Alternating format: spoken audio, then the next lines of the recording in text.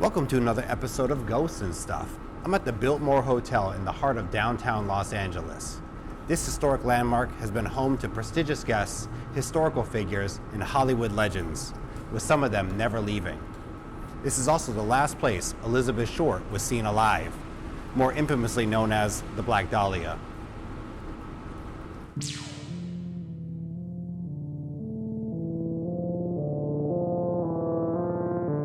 The Biltmore Hotel in Los Angeles. Now this building has a lot of history, but it also has a dark past. Elizabeth Short, better known as the Black Dahlia, was last seen alive in this hotel before she became victim of one of the most infamous murders in American history. Now some staff and guests still say they see this young woman in the lobby and by the elevators. Now this case has been on my radar for a while, and while I was doing my research, the Biltmore just kept coming up. But it was more than just the Black Dahlia. It was also these children on the upper floors and a nurse on the second floor. So I knew I just had to go out there and see it for myself. This is my trip to the Biltmore Hotel in Los Angeles, California. It was a long, dreary stretch of road down the 15 towards LA. Nothing but a lot of desert. Until the city emerges, and tucked deep within that city, the Biltmore was waiting. The Biltmore almost seemed out of place. It was this historic structure surrounded by these tall buildings. It was a cloudy, rainy day, which added to a lot of the atmosphere, but I was ready to go into the Biltmore and see what it had in store. The Rendezvous Court. This was my first taste of elegance at the property. The empty space and dim lighting reminded me of the dark history that hung over this place. This is the last place that the Black Dahlia was seen before she disappeared, and the vast room just carried a heaviness without anyone else there to ease the tension. Even the corridors sat empty, almost like I wasn't supposed to be there. I was taking in the Biltmore, piece by piece. I felt small, its opulent rooms and corridors, but also in the depth of the stories it had to share. I decided it was time to check in and see where I would be spending the evening. Let's see, where are we? Oh, I think I'm going this way. All right. The room is over here. Yeah, always very classical, a little dated, but historic look. They have a bunch of pictures of things that they have filmed here on the wall. They're very proud of that. Oh, I'm right here. Here's the room. Let's go check it out.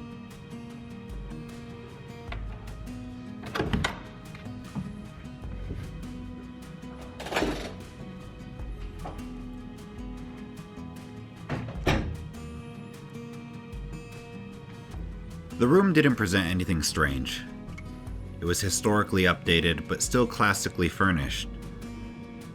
There was a picture of Leslie Knope from Parks and Rec on the wall, which I thought was a little weird, but everything else in the room felt composed and stately. It didn't feel old or dingy. If I were a spirit, I wouldn't mind staying somewhere like this.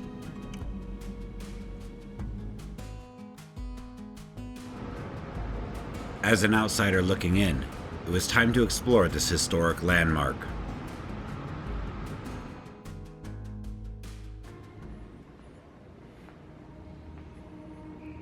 As I made my way back to those empty corridors, the ceiling artwork, architecture, and style of the Biltmore transported me to a different time and location. It didn't feel like contemporary downtown Los Angeles. It felt European, preserved in history. It wasn't eerie, it was breathtaking.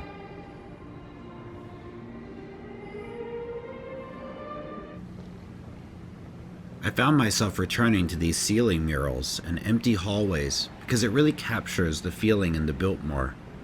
These walls created a thin veil between history and the outside world.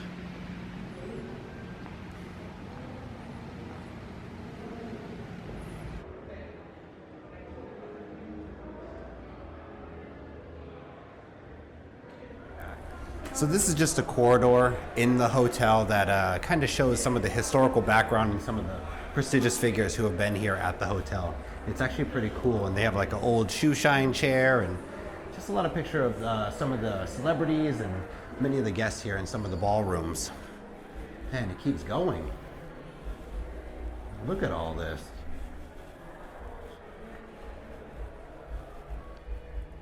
Oh wow, this is pictures from the grand opening. It's really cool. And these are the doormen. I guess this is how they used to dress, and it's really cool. And then that takes us to the swimming pool. And finally, at the end of the corridor, the most infamous guest, Elizabeth Short.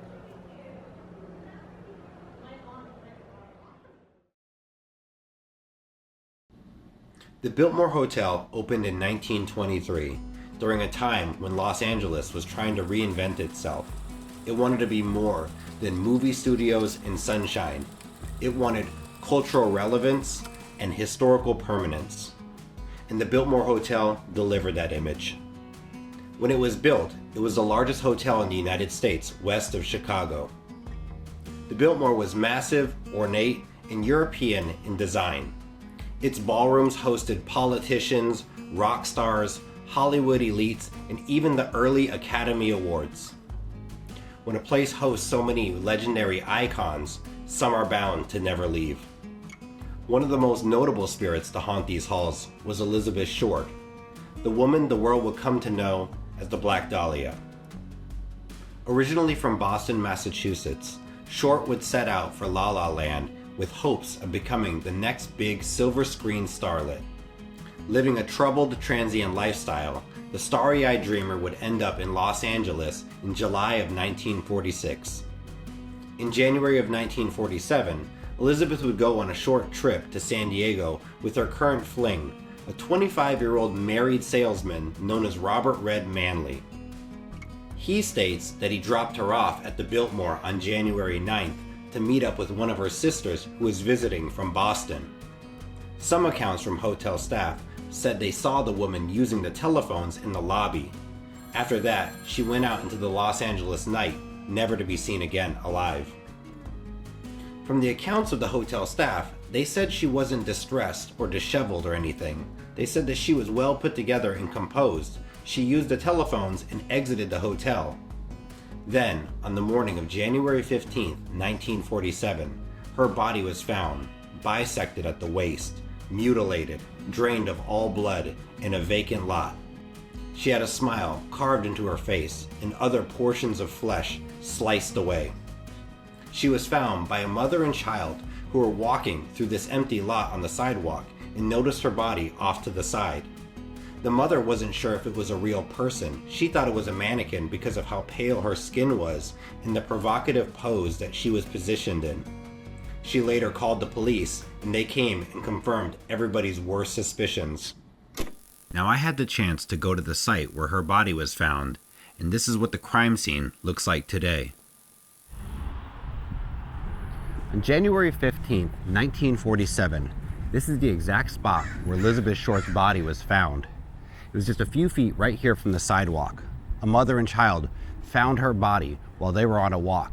She believed it to be a mannequin. She didn't even know it was a young girl's body. But I know it looks kind of innocuous because this is like a neighborhood and it's well developed. But back then, this was just an empty lot. But this is the exact spot where the birth of the Black Dahlia took place. This immortalized Elizabeth Short as the Black Dahlia, and this murder remains unsolved to this day. Could this have been an angry spouse from Robert Manley who did something to her? Or could this have been maybe Robert Manley and he was worried that she was going to tell his wife about this affair? There's no telling who it could be. The police also said that whoever committed this crime had surgical medical training because of the way that she was bisected and mutilated. Now, this crime is not speculation. This crime actually happened. She was a real person. And maybe her spirit is attached to this place because it was the last known place she was alive. Maybe it's the last place she felt safe or comforted, or she was hopeful to see her sister. People say when they see the Black Dahlia's spirit, it's either near the hotel lobby where the telephones were, or the hallways, or near the elevators, or even the 10th and 11th floor. But they don't say that she is in hysterics or screaming or crying. They say she looks calm and she is just a presence here in the hotel. Now, beyond the Black Dahlia, the Biltmore has accumulated quite a catalog of paranormal phenomena, mostly from guests, the staff, and local folklore. Some people say on the 10th floor they hear weird knocking, the sensation of being watched, or children's laughter. Now, some say they see a nurse on the 2nd floor, which is interesting because it was used during World War II, but it was just outfitted with cots and used as a rest and recreation area for soldiers who were on leave. I don't know anything about it used as triage or some kind of medical unit here in the Biltmore Hotel. I'll still go look for that nurse, but I don't think I'm going to find him. Maybe some old World War II military-looking people or apparitions. I don't know about a nurse. The current hotel lobby is actually the location where John F. Kennedy was selected as the presidential candidate during the DNC in 1960. He used it as a campaign headquarters, which is actually pretty interesting, and there's a whole history behind JFK, too. In August of 1964, the Beatles stayed in the presidential suite, and they said that it was so crowded because of all the people trying to see them that the only way they could get in and out of the hotel was by landing a helicopter on the roof, which is crazy. The Crystal Ballroom in May of 1927 was the birthplace of the Oscars. MGM art director Cedric Gibbons would grab a Biltmore napkin and draw the original design for the award. Many of the early Academy Awards ceremonies were held right here in this hotel. It's crazy how places that have this many people that pass through always hold stories of hauntings or strange phenomena. So while I'm here, I want to check out the 10th and 11th floor, the 2nd floor, probably the hotel lobby, and the swimming pool, because for some reason spirits tend to show themselves around water and bodies of water. I don't know why, but these hotel swimming pools always have stories about children's footsteps or echoey voices or strange things that happen near the pool. So I'm going to definitely check that out. Alright, so there's a lot of property to go check out, and I'm going to go see if I can find anything in the Biltmore Hotel.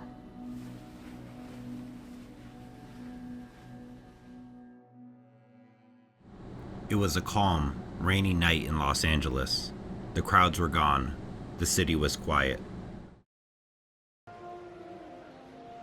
I started my exploration by making my way back to the Rendezvous Court. Something about that room kept drawing me in. It was ornate and nearly empty, but it didn't feel empty.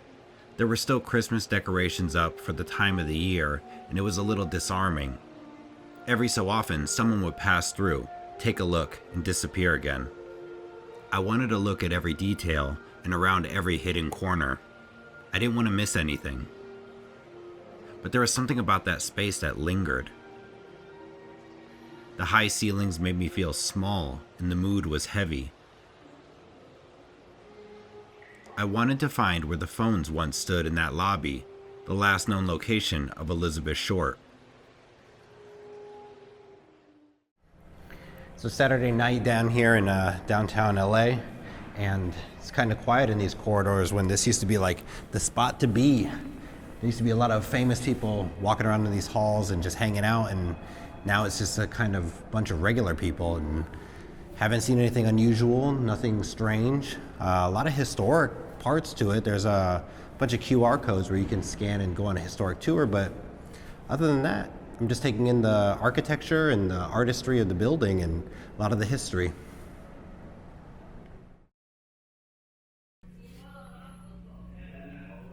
After the ground floor, I moved deeper into the Biltmore, toward the higher floors, where some claim the paranormal still lingers.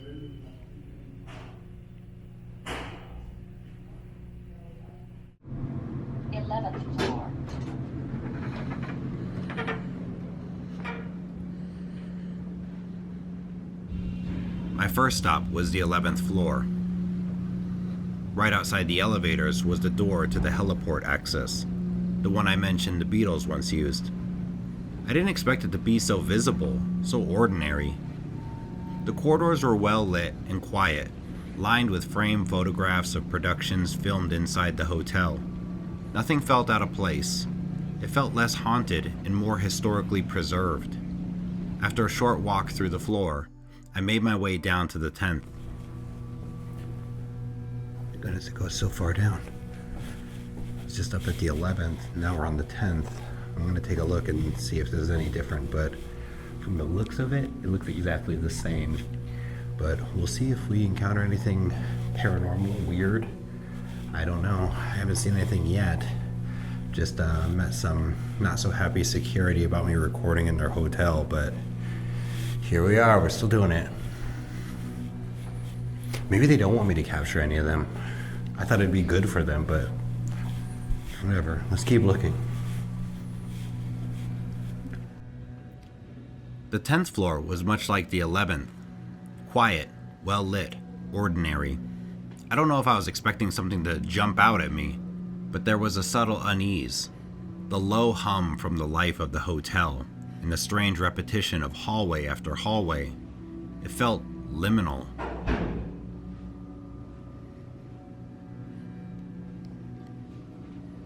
After the repetition of the upper floors, it was time to head down to the second. Well, this is really weird. I tried to take the elevator to the second floor and it wouldn't do it. So I went down to the third and took the stairs down to the second. There is no second floor, or they walled it off. If you can see, there's like just a wall there now. I hear somebody talking. I don't know where it's coming from. I don't think I'm supposed to be here, but I wonder why they walled off this second floor. It's so weird. But I think I'm gonna head back up and explore the 9th a little more. I wanted to see that whole military floor, but this is it. There's a brick over there and a wall. That's like it. I tried.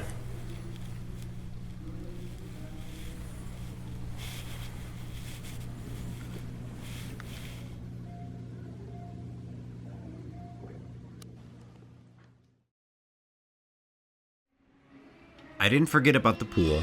I still wanted to explore this iconic and slightly creepy space. The Mediterranean design felt grand in pictures, but in person it was smaller, more enclosed. The murky water sat still beneath the lights, and the humid chlorinated air made it harder to breathe. I've never liked water where you can't see the bottom. It looked like the stairs went down into some deep abyss. Down here, in this basement piece of history, the space felt heavy and I didn't feel alone. It was time to head back up to my room and try to get some sleep. The rain was still falling over Los Angeles the next morning. The city seemed muted, quiet, peaceful. Alright, well, it's the next day and nothing really happened in the middle of the night. It was actually a pretty peaceful night, a little humid, a little heavy, but that's probably just because of weather. Nothing unusual or paranormal. I didn't find anything. I went to all those different floors and still nothing. So I think I'm just gonna pack things up and get out of here. Oh, look, there's some Biltmore shampoo and shower gel.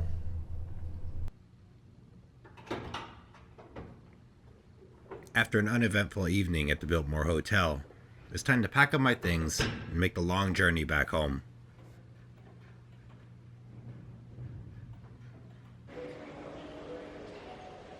I took in the beauty of the property one last time before I headed out the doors.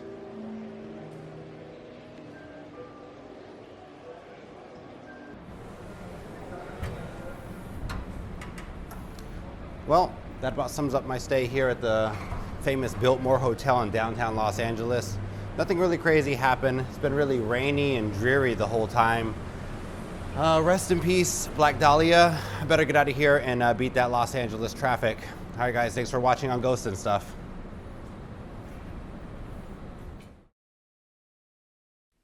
Well, I'm back from the Biltmore, and I have to say, that property really captures the time period and the essence of that era. But it doesn't really capture anything else. I didn't see anything paranormal or experience anything strange or unusual. Instead, it was interesting and a little heavy to just stand in the same place that those historical events and those figures once stood. I felt a little heavier standing in the Rendezvous Court where the original lobby was, just knowing that that was the last place that Elizabeth Short was seen alive. I would say the places that struck me the most were the lobby, the Rendezvous Court, and some of the empty hallways with the murals on the ceilings. They give a heaviness and just kind of let you know the weight of the past that those places hold. I do appreciate a lot of the classical look and the efforts that the Biltmore has gone through to maintain that. I also felt the gravity of the location where Elizabeth Short's body was found, and I always try to maintain a level of respect, but also report the facts on what occurred in that location.